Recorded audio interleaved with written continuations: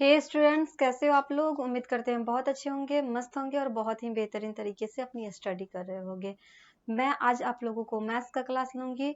Maths के class में आप लोग का क्या चल रहा था, इंटीजर का क्लास चल रहा था। ओके, इंटीजर में हमने आपको एडिशन करना, सब्ट्रैक्ट करना, मल्टीप्लाई करना एंड डिवाइड करना भी हम आपको बता चुके हुए हैं।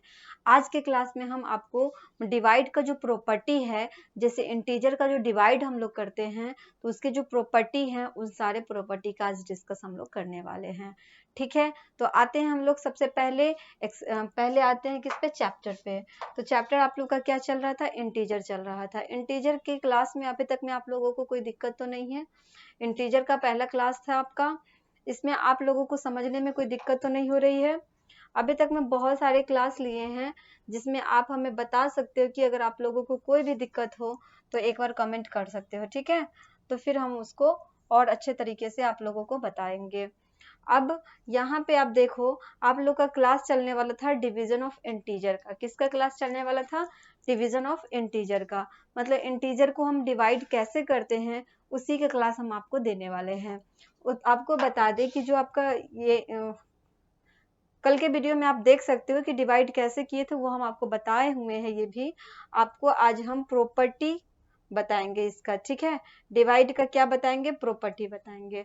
सबसे पहले आपको बता दे कि ये हम आपको नहीं बताए हैं, मॉडुलस ऑफ एन इंटीजर। जैसे इंटीजर जो होता है वो अगर मोड के अंदर हो, ठीक है, तो उसको जब हम मोड से बाहर करेंगे तो क्या आएगा। ठीक है, तो हम देखते हैं मॉडुलस ऑफ इंटीजर क्या होता है, इंटीजर का मॉडुलस हम कैसे निकालते हैं उसका डिस्कस पहले कर लेते हैं, फिर हम आगे आपको प्रॉपर्टी बताएंगे। ठीक है, तो आप आ जाओ, ये हम आपको थोड़ा सा बता देते हैं, आपको जरूरी भी पड़ सकता है। ठीक है, यहाँ पे आप देखो मॉडुलस ऑफ इंटीजर की बात हो रही है। किसकी बात हो रही है, मॉडुलस ऑफ इंटीजर की बात हो रही है। जैसे इंटीजर जो होता है उसको अगर मोड के अंदर हो और मोड से जब बाहर करो तो क्या होगा। तो इसको आप देख सकते हो, the modulus of an integer A denoted by A mod is defined as. अगर कोई इंटीजर है आपके पास, कोई भी इंटीजर हो, तो उसको अगर मोड के अंदर है, मोड मतलब इसको आप मोड कहोगे, ठीक है, मॉडुलस कहोगे। ये अगर आपके मॉडुलस के अंदर है तो इसको आप जब मोड के बाहर करोगे तो ये क्या हो जाएगा, इसका आपको आंसर ए आएगा। ठीक है, वही बात यहाँ पे कहा गया है कि the modulus of an integer A denoted by A mode, मतलब ए को आप मोड में इस तरह से डिनोट कर सकते हो। ओके, इज डिफाइंड एज, इसको हम लोग डिफाइन करते हैं। अब देखो यहाँ पे क्या कहा जाता है उसको पहले देख लो। जैसे ये जो ए है मोड के अंदर है, ठीक है, ए जो है इफ इज अ पॉजिटिव और जीरो, अगर ए जो हो या तो पॉजिटिव इंटीजर हो या तो जीरो हो, या तो आपका पॉजिटिव हो या जीरो हो। जैसे यहाँ पे ए क्या है, पॉजिटिव है, चाहे प्लस का 6 ले लो, ये भी क्या है, पॉजिटिव है। जब इसको मोड से बाहर करोगे 6 आ जाएगा। 7 अगर मोड के अंदर है, इसको बाहर करोगे 7 हो जाएगा। 8 अगर मोड के अंदर है, 8 को बाहर करोगे 8 हो जाएगा। क्लियर है, तो अगर पॉजिटिव है तो कोई दिक्कत नहीं है, पॉजिटिव या जीरो होगा तो उसका आंसर आपको ए ही आएगा। ठीक है, जो इंटीजर होगा वो आपका पॉजिटिव में ही आ जाएगा। क्लियर है, उसके बाद यहाँ कहा कि जैसे यहाँ देख सकते हो 6 जो मोड के अंदर है वो बाहर आने पे 6 हो गया। ठीक है, अगर -6 है, क्या है, -6 है, अगर कोई मोड के अंदर ए है तो उस मोड के बाहर करोगे तो ए ही आएगा। मान लो कि 6 पॉजिटिव में है तो 6 मोड के बाहर होगा तो 6 हो जाएगा। 7 है तो 7 मोड के बाहर करोगे 7 हो जाएगा। लेकिन यहाँ एक देख सकते हो कि ए इफ इज निगेटिव, अगर वो निगेटिव में हो, ठीक है, पॉजिटिव हो, निगेटिव हो, जीरो हो, कोई भी कंडीशन में अगर वो मोड के अंदर है तो वो जब बाहर आएगा तो पॉजिटिव में ही होगा। ठीक है, चाहे यहाँ पे देखो अगर -a है, क्या है, -a है, इसको भी आप मोड से बाहर करोगे ए ही आएगा। जैसे कि -9 ले लो, जब इसको बाहर करोगे तो 9 आ जाएगा। ठीक है, -10 है, इसको मोड से बाहर करोगे 10 हो जाएगा। क्लियर है, बात समझ में आ रही है। अगर वो पॉजिटिव हो तो भी पॉजिटिव में आएगा, अगर निगेटिव है तो भी मोड से जब आप बाहर करोगे तो आपको पॉजिटिव में ही नंबर आएगा। क्लियर है? कोई दिक्कत तो नहीं समझने में? मान लो कि आपने -12 मोड में डाला, मोड में है, -12 किस में है? मोड में है। मोड से जब इसको बाहर करोगे तो क्या हो जाएगा? +2 हो जाएगा। क्लियर? सॉरी, प्लस का कितना हो जाएगा? 12 हो जाएगा। क्लियर है? क्लियर है? बात समझ में आ रही है? तो वो पॉजिटिव हो, निगेटिव हो या जीरो हो, पॉजिटिव नंबर, पॉजिटिव इंटीजर हो, निगेटिव हो, मतलब निगेटिव इंटीजर हो या जीरो हो, कोई भी इंटीजर हो, जब आप मोड से बाहर करते हो वो प्लस में ही आएगा, पॉजिटिव में आएगा। क्लियर है? चलो आगे आते हैं। अब आते हैं किस पे? प्रॉपर्टी पे। अब आते हैं हम लोग किस पे? प्रॉपर्टी पे। यहाँ से आपका प्रॉपर्टी स्टार्ट होता है। एक एक करके सारे प्रॉपर्टी का डिस्कस हम लोग आज करने वाले हैं। सारे प्रॉपर्टी का एक एक करके क्या करेंगे? डिस्कस करेंगे। एडिशन में भी हम आपको प्रॉपर्टी बताए थे, उसके बाद सब्ट्रैक्शन में एंड मल्टीप्लिकेशन में भी आपको सारे प्रॉपर्टी कवर करवाए थे। उसी तरह डिवाइड में भी कुछ प्रॉपर्टी है जिसको हम लोग कवर करेंगे। पहले यहाँ पे देख लो, इसका पहला नंबर प्रॉपर्टी क्या कहता है उसका डिस्कस करते हैं। ये जो आपका फर्स्ट है, इसका जो फर्स्ट प्रॉपर्टी है, इसमें आपसे ये कहता है कि if a and b are integer, अगर ए और बी जो है दोनों के दोनों इंटीजर है, ठीक है, जिसमें then a divide b is not necessary an integer. Not necessary an integer का मतलब ये हुआ कि जो a और b इंटीजर है, अगर a को b से आपने डिवाइड किया तो जरूरी नहीं है कि वो डिवाइड होने के बाद इंटीजर आ जाए, और जरूरी नहीं है कि इंटीजर, मतलब इंटीजर आ भी सकता है और नहीं भी आ सकता है। ठीक है, इसका मतलब यही हुआ कि नॉट नेसेसरी एन इंटीजर, मतलब जरूरी नहीं कि वो इंटीजर आ ही जाए, इंटीजर आ भी सकता है, इंटीजर नहीं भी आ सकता है। अब यहाँ पे हम एग्जाम्पल से हम आपको पहले समझा देते हैं।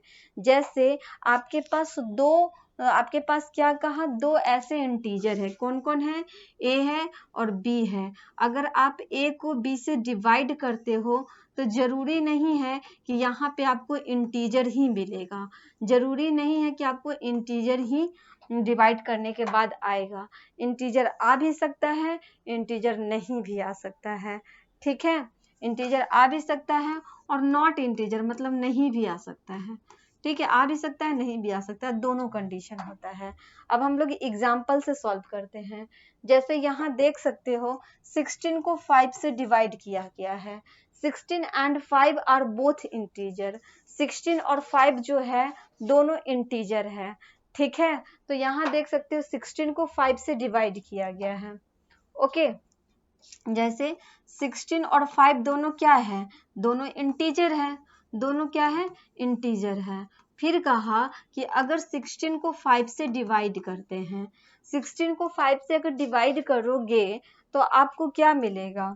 अगर 5 से डिवाइड करते हो 16 को तो 5 2 जा 10, 5 3 जा 15, क्या हो जाएगा यहाँ पे? 5 2 जा 10 नहीं होगा, 5 3 जा क्या लगाएंगे? 5 3 जा 15 हो जाएगा। तो यहाँ पे 16 में से 15 को माइनस करोगे 1 बच जाएगा। मतलब क्या? यहाँ पे आपको रिमाइंडर बच गया। अगर रिमाइंडर नहीं बचता तो आपका इंटीजर हो जाता, लेकिन रिमाइंडर बच गया तो इंटीजर तो होगा नहीं, क्योंकि मान लो कि जो ये 16/5 है, इसको आप 16 डिवाइडेड 5 है, 16/5 लिखोगे। ठीक है, जब आप इसको होल में करोगे तो ये आपका हो जाएगा 5 3 जा 15 और 1 16/5। मतलब ये क्या आ गया? ये आपका होल में आ गया, 3 और 3 1/5 आ गया। आया ना? तो जिसमें हम आपको बताए थे इंटीजर में, आपको क्या बताए थे कि इंटीजर क्या होता है? इंटीजर होता है आपका 0 1 2 3 4, इधर साइड में आओ तो -1 -2 -3 -4, यही बताए थे ना, यही आपका इंटीजर होता है। लेकिन यहाँ कहीं भी आप देख रहे हो फ्रैक्शन में कहीं दिख रहा है कि आपको? नहीं दिख रहा है। मतलब यहाँ जो आपका रिजल्ट आया वो फ्रैक्शन में आया। आया ना? फ्रैक्शन में आ गया, लेकिन इंटीजर तो फ्रैक्शन होता नहीं है। इसीलिए ये जो जब आप डिवाइड करोगे, जब डिवाइड करोगे इंटीजर को तो वो इंटीजर, उसका जो रिजल्ट आएगा वो इंटीजर हो सकता है या नहीं भी हो सकता है। यहाँ पे तो आपका इंटीजर नहीं है, तो यही बात यहाँ पे कहा गया है कि 16 एंड 5 आर बोथ इंटीजर। 16 और 5 तो इंटीजर है, लेकिन जब आप 16 को 5 से डिवाइड करोगे तो जो आएगा रिजल्ट वो इज नॉट एन इंटीजर, वो इंटीजर नहीं होगा। बात समझ में आ रही है? बात समझ में आ रही है? अगर आप 16 को 5 से डिवाइड करते हो तो इंटीजर रिजल्ट नहीं आएगा, इसीलिए हो भी सकता है और नहीं भी हो सकता है। मान लो आपने 15 को 5 से डिवाइड किया, 15 को क्या किया, 15 को 5 से डिवाइड किया, तो 15 और 5 आपके पास दो इंटीजर हैं। 15 और 5 दो इंटीजर हैं, आपने 15 को 5 से डिवाइड किया तो आपको पता है 15 बाई क्या हो जाएगा, 5 हो जाएगा। और 5 के टेबल में 15 तो आता ही है, 5 के टेबल से अगर 15 में डिवाइड करते हो, 5 के टेबल से अगर 15 में डिवाइड करते हो तो क्या होगा, 5 3 जा 15 हो जाएगा। बात समझ में आ रही है? तो क्या हुआ, ये जो 3 आया, ये जो आपका 3 आया, 5 3 जा 15, ये जो 3 आया वो क्या है, इंटीजर है। वो क्या है, आपका इंटीजर है। तो यही बात इसमें कहा कि जब आप डिवाइड करोगे, किसी दो इंटीजर को जब आप डिवाइड करते हो तो वो कभी फ्रैक्शन में आ सकता है, कभी इंटीजर में आ सकता है। इसीलिए कहा गया है कि जरूरी नहीं है कि वो हमेशा क्या आए, वो हमेशा इंटीजर में आ जाए। बात समझ में आ गई? आगे बढ़े, चलो ये आपका फर्स्ट रूल था जो कि हम लोगों ने कवर कर लिए। अब आते हैं हम लोग सेकेंड रूल पे। सेकेंड रूल को देखो, अब आते हैं किस पे, सेकेंड रूल पे। पहला रूल तो समझ में आ गया। सेकेंड रूल में कहता है कि if a is an integer and a not equal to 0, मतलब a तो आपका इंटीजर है, a क्या है, एक इंटीजर है, लेकिन a not equal to 0, a 0 के बराबर नहीं हो तो a divided a equal to 1, मतलब किसी भी इंटीजर को, जैसे मान लो आपने 5 को 5 से डिवाइड किया, 5 को 5 से डिवाइड किया तो भी आपको 1 आएगा। 6 को 6 से डिवाइड किया तो भी आपको 1 आएगा। 10 को 10 से डिवाइड किया तो भी आपको 1 आएगा। -21 को -21 से डिवाइड किया तो भी आपको 1 आएगा। मतलब हर कंडीशन में क्या आने वाला है, 1 आने वाला है। तो इसमें आपसे यही कहा कि अगर a एक इंटीजर है जिसको अगर आप a से ही डिवाइड करते हो तो आपको हमेशा 1 आएगा। बात समझ में आ गई? क्लियर? तो ये आपका सेकेंड प्रॉपर्टी है। अब आते हैं हम लोग थर्ड प्रॉपर्टी पे। ये आपका कंप्लीट हो गया जिसमें a not equal to 0, a 0 के बराबर नहीं होना चाहिए। ओके, चलो जैसे अगर 0 को 0 से डिवाइड करते हो, 0 मान लो कि a बराबर 0 है, तो 0 को डिवाइड करोगे तो क्या आएगा, a नॉट इक्वल टू 0 की बात हो रही है ना। हाँ, बात समझ में आ गई? किसी भी इंटीजर को उस इंटीजर से आप डिवाइड करोगे हमेशा 1 आएगा। ओके, थर्ड प्रॉपर्टी में आते हैं। तीसरा प्रॉपर्टी आपसे कह रहा है कि if a is an integer then a divided 1 equal to 0, मतलब a एक ऐसा इंटीजर है जिसको अगर आप 1 से डिवाइड करते हो तो वो हमेशा a ही आएगा, मतलब वही इंटीजर आएगा। बात समझो, यहाँ पे ये कह रहा है कि अगर एक मान लो इंटीजर आपके पास 16 है, एक इंटीजर आपके पास 16 है, अगर आप 16 को 1 से डिवाइड करते हो तो ये आपको 16 ही आएगा। 98 है, दूसरा इंटीजर आपका 98 है, अगर आप इसको 1 से डिवाइड करते हो तो जो रिजल्ट आएगा वो आपको 98 ही आएगा। डिवाइड करने के बाद जो रिजल्ट आएगा वो 98 ही आएगा। तो इसमें आपसे यही बात कहा कि अगर कोई भी इंटीजर हो जिसको अगर आप 1 से डिवाइड करते हो तो आपको हमेशा वही इंटीजर आने वाला है। क्लियर है? क्लियर है ये बात? चलो अब आते हैं हम लोग नेक्स्ट प्रॉपर्टी पे। नेक्स्ट प्रॉपर्टी देखो, नेक्स्ट प्रॉपर्टी है चौथा नंबर प्रॉपर्टी, 4 नंबर है, इसको देखते हैं। इसमें कह रहा है कि if a is an integer and a not equal to 0 then a 0 divided a equal to 0, कहने का मतलब ये हुआ कि a एक ऐसा इंटीजर है जिसको अगर आप 0 से डिवाइड कर, सॉरी, a एक ऐसा इंटीजर है, if a is an integer, मतलब a एक इंटीजर है and a not equal to 0, a 0 के बराबर नहीं होना चाहिए, जिसमें देन तब कहा आपको कि 0 को अगर आप a से डिवाइड करते हो, 0 को अगर आप a से डिवाइड करते हो आपको 0 आएगा, 0 को अगर आप a से डिवाइड करते हो क्या आएगा, 0 आएगा। लेकिन बट लगा दिया ना यहाँ पे, लेकिन a को अगर आप 0 से डिवाइड करो तो इसका कोई मीनिंग नहीं आएगा, ये इसका मतलब अनडिफाइंड हो सकता है, इसका कोई मीनिंग ही नहीं आएगा।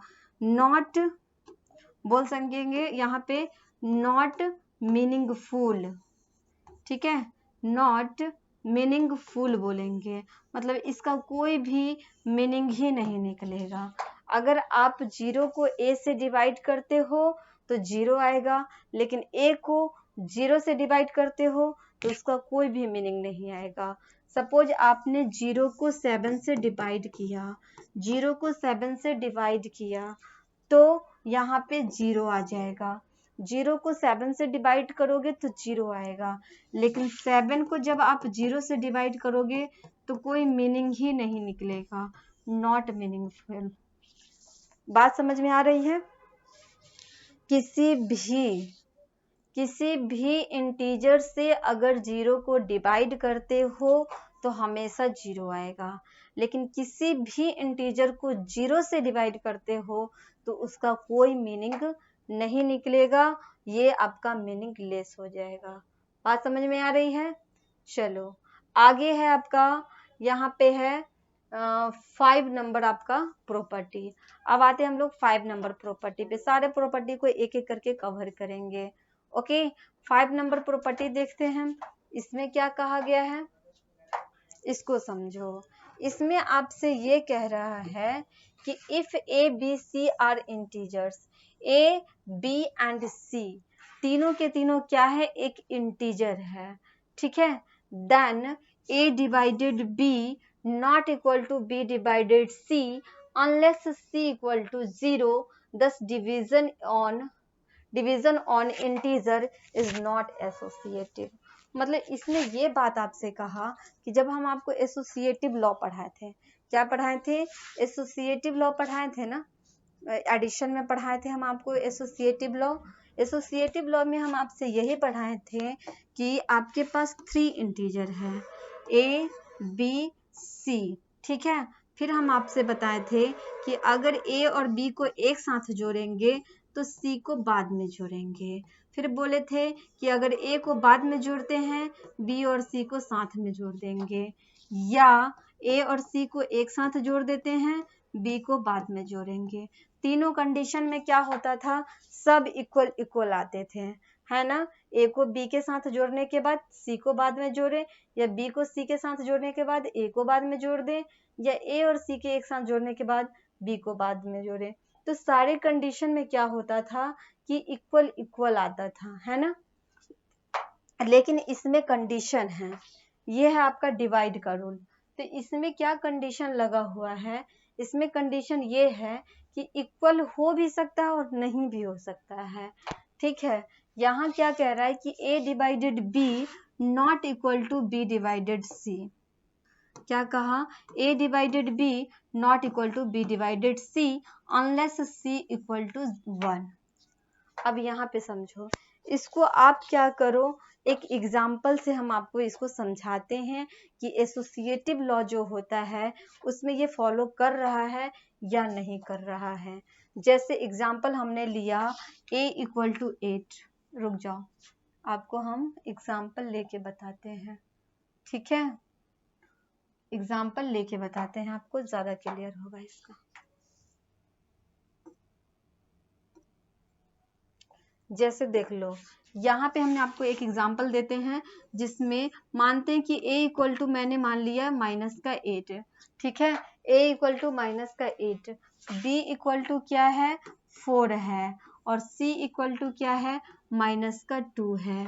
तो हम आपसे यही बताए हैं कि जो एसोसिएटिव लॉ होता है, एसोसिएटिव लॉ में हमने आपको क्या बताए थे, एसोसिएटिव लॉ में यही बताए हैं कि अगर आप किसी दो को एक साथ डिवाइड करते हो, मान लो कि ए को बी के साथ आपने डिवाइड किया, तो ए डिवाइडेड बी और बाद में आपने सी को डिवाइड किया, ठीक है, डिवाइडेड सी, या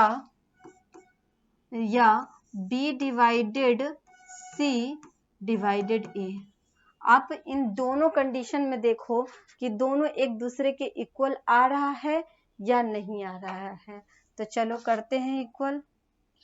यहाँ देखो a कितना है -8 है, डिवाइडेड b कितना है 4 है, ओके, डिवाइडेड कितना हो गया c इक्वल टू हो गया -2, बात समझ में आ गई, इक्वल टू b कितना है 4 डिवाइडेड c कितना है -2, ठीक है, माइनस का क्या हो गया 2 हो गया, डिवाइडेड a इक्वल टू कितना है, a इक्वल टू है -8, बात समझ में आ रही है, सबका एक जगह लिख दिए हैं। अब समझो यहाँ पे ये क्या है, -8 है, -8 है, ये डिवाइडेड जो है फ्रैक्शन में चेंज कर दिए 4 कर दिए, ठीक है, डिवाइडेड क्या हो गया -2 हो गया, इधर अगर करेंगे तो 4 बाई कितना हो जाएगा -2 हो जाएगा, डिवाइडेड -8 हुआ, ओके। अब देखो अगर हम लोग इधर डिवाइड करते हैं तो ये 4 2 जा क्या हो जाएगा, 4 2 जा क्या हो जाएगा, 4 2 जा 8 हो जाएगा, मतलब इधर आ गया आपका -2, इधर डिवाइड करेंगे -2 के साथ, इस साइड आ जाओ तो यहाँ पे आप देखो क्या हो जाएगा 2 2 जा 4 हो जाएगा, मतलब ये हो गया आपका -2 डिवाइडेड -8 हो गया, बात समझ में आ रही है। अब देखो यहाँ देख सकते हो अगर ये -2 है बाई -2 हो जाएगा, इधर करेंगे -2 बाई क्या हो जाएगा -8 हो जाएगा। अब इसको क्या करें, देखो तो माइनस से ये माइनस गया, इधर भी माइनस से माइनस चला गया, 2 1 जा 2, इधर हो गया 2 4 जा 8, तो एक साइड देख सकते हो इधर 1 आ गया और इधर क्या आ गया 1/4 आ गया, एक साइड देख सकते हो 1 आया, दूसरे साइड देखो तो 1/4 आया, तो कैलकुलेट करने के बाद हमें दोनों एक दूसरे के इक्वल नहीं आया, नहीं आया ना यहाँ पे, तो ये देख लो आप एसोसिएटिव लॉ इसमें हम लोगों ने लगाया कि -8 को 4 से डिवाइड किए, फिर -2 से डिवाइड किए, यहाँ 4 को -2 से डिवाइड किए, फिर 8 से डिवाइड किए, तो 4 2 जा 8 -2 हो गया, फिर ये आपका -2 से डिवाइड होगा, यहाँ भी 2 2 जा 4 -2 हो गया, फिर डिवाइड होगा -8 से, तो 2 1 जा 2 हो गया, मतलब 1 हो गया, ये हो गया आपका 2 4 जा 8, मतलब दोनों एक दूसरे के इक्वल, दोनों एक दूसरे के इक्वल नहीं आया, दोनों एक दूसरे के इक्वल नहीं आया। तो यहाँ पे आपसे यही बात कहा गया है कि a को अगर b से डिवाइड करते हो not equal to b divided c unless c equal to 0, sorry c equal to 1। अब देखो हमने c इक्वल टू -2 डाला, इक्वल नहीं आया, अब हम लोग 1 दे करके देखते हैं क्या इक्वल आता है या नहीं, तो चलो अब क्या करते हैं, c इक्वल टू 1 डाल के देखते हैं, ओके, यहाँ आपसे कह रहा है कि अनलेस c इक्वल टू 1, तो देखते हैं c equal to 1,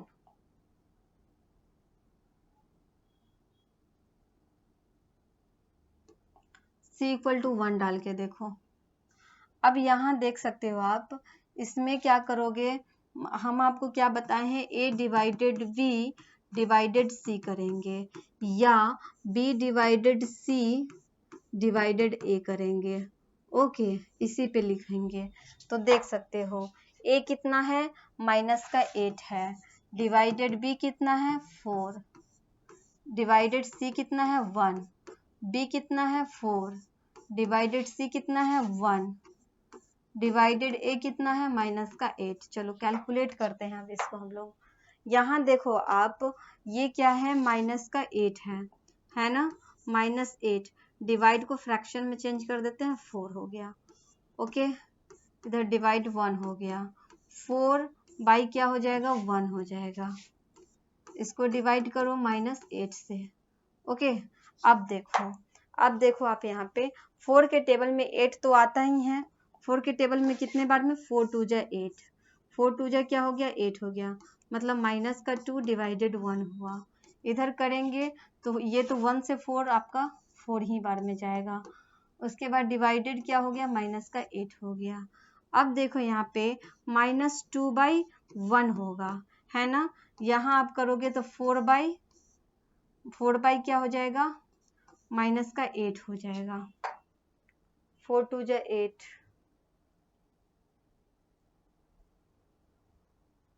a equal to -8, b equal to 4 और c इक्वल टू आपको 1 रखना है। -8 a divided b, -8 divided 4 divided 1 हो गया। इधर करेंगे, अच्छा, a divided b divided c, हाँ इसको किए तो 4 आया, 4 2 जा 8। यहाँ पे ये थोड़ा सा ये आपका कंफ्यूजन है, ठीक है। ये देख लो, यहाँ पे थोड़ी सी गलती हुई है। यहाँ पे क्या होगा, a divided b divided c होगा। Okay, a divided b divided c होगा, ये वाला पे आपको बैठाना है, a divided b divided c पे। तो a देखो, a कितना है, माइनस का 8 है, तो यहाँ -8 हो गया, डिवाइडेड b कितना है, 4 डिवाइडेड 1 हो गया। क्लियर है, तो ये आपका -8 तो रहेगा ही, 4 को 1 से आपको डिवाइड करना है, ठीक है। फिर देखो -8 डिवाइडेड 4 हो गया। ओके, अब यहाँ आप देख सकते हो, ये हो जाएगा आपका -8 बाई क्या हो जाएगा, 4 हो जाएगा। अब यहाँ पे आप देखो, अगर इसको 4 से काटोगे तो ये तो आपका माइनस का 2 आएगा, और इधर करोगे तो 4 2 जा 8, मतलब माइनस का 2 आ गया। दोनों क्या हो गया, दोनों इक्वल हो गया। मतलब c का मान अगर आप 1 रखते हो तो दोनों इक्वल हो सकता है, अगर नहीं रखते हो तो इक्वल नहीं होगा। बात समझ में आ रही है, एसोसिएटिव लॉ इसमें फॉलो हो सकता है और नहीं भी हो सकता, यही बात हो रही थी इसमें, ठीक है। कंप्लीट है, चलो अब हम लोग क्या करते हैं, नेक्स्ट क्लास में हम आपको एक्सरसाइज कवर करवाएंगे। एक्सरसाइज स्टार्ट करेंगे 1 का D। ओके, नेक्स्ट क्लास में मिलते हैं, तब तक के लिए आप लोग रिवीजन करो, प्रैक्टिस करो, अच्छे से तैयारी करो। जितने भी प्रॉपर्टी थे सारे प्रॉपर्टी को एक बार फिर से रिकॉल करते हैं और आप लोगों को देते हैं बनाने के लिए। पहले आपको बता दें पहला प्रॉपर्टी क्या था, उसमें हम आपको बताए थे कि a और b अगर दो इंटीजर है, a को अगर आप b से डिवाइड करते हो तो जरूरी नहीं है, इंटीजर हो भी सकता है और इंटीजर नहीं भी हो सकता है, इंटीजर हो भी सकता है और नहीं भी हो सकता है, दोनों कंडीशन होगा। दूसरा वाला में हमने आपको बताया कि अगर a को अगर आप a से डिवाइड करते हो हमेशा 1 आएगा, ठीक है। तीसरा वाला में हमने आपको बताया कि अगर 0 को अगर आप a से डिवाइड करते हो तो 0 आएगा, अगर a को 0 से डिवाइड करते हो तो इसमें कोई नॉट क्या बोल सकते हैं, इसका क्या बोल सकते हैं, इसको नॉट अनडिफाइंड बोल सकते हैं, इसको अनडिफाइंड बोल सकते हैं, इसका कोई भी मीनिंग नहीं निकलेगा, मीनिंगलेस बोल सकते हैं। क्या बोल सकते हैं इसको, मीनिंगलेस बोलेंगे, ठीक है। क्या बोलेंगे, मीनिंगलेस बोलेंगे। तो ये हमने आपको बताया है। और क्या बताया आपको, और आपको क्या बताए हैं कि अगर हम लोग a को 1 से डिवाइड करते हैं तो ये हमेशा a आएगा, a को अगर 1 से डिवाइड करते हैं हमेशा क्या आएगा, a आएगा, ठीक है। 5 वाले प्रॉपर्टी में हमने आपको बताया कि जो एसोसिएटिव लॉ होता है, जैसे a को b से डिवाइड करेंगे और डिवाइड करेंगे फिर c से, या a को डिवाइड करेंगे b प्लस c से, दोनों कंडीशन में इक्वल हो भी सकता है और नहीं भी हो सकता है। ठीक है, तो ये सारे प्रॉपर्टी को हमने आपको कवर करवाए हैं आज के क्लास में। फिर मिलते हैं नेक्स्ट क्लास में, आप लोगों का एक्सरसाइज कवर कराएंगे। ओके, तब तक के लिए आप लोग रिवीजन करो, प्रैक्टिस करो, अच्छे से तैयारी करते रहो। Bye bye and thank you.